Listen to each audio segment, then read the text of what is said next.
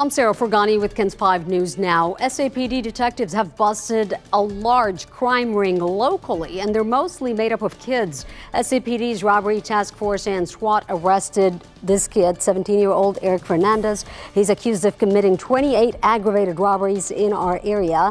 Now, police say he was armed and driving a stolen vehicle. And that's not all. They believe Fernandez is part of a juvenile group responsible for 52 local robberies. They arrested several of his accomplices. The robbery task force says more warrants are expected. New video shows the damage left behind after someone threw a spear at a woman's car while she was driving on I-10.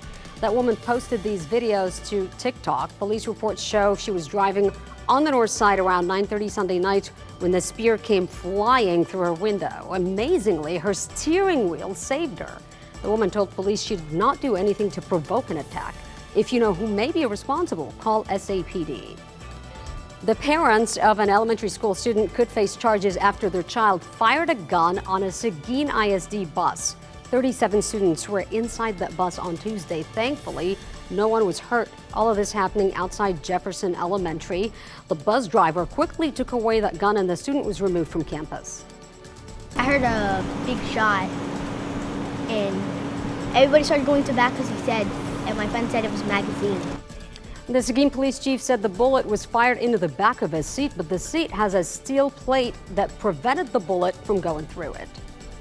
And a school district in the Houston area could vote next week on a new policy that would require teachers and staff to notify parents if their child comes out as transgender or requests to use different pronouns at school.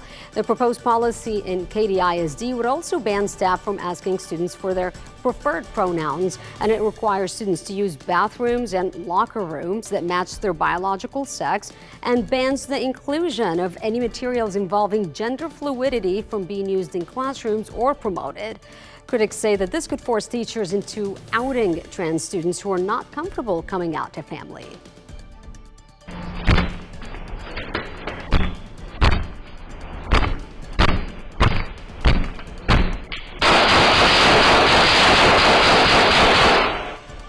Terrifying and shocking video out of Dallas. A man shoots two suspects from inside his apartment as they try to break in. Ethan Rodriguez said the man without the mask claimed to be a maintenance worker when he rang the doorbell. Rodriguez answered through the doorbell camera, pretending he wasn't home, and told them to come back later. Then the man returned, only this time accompanied by a friend.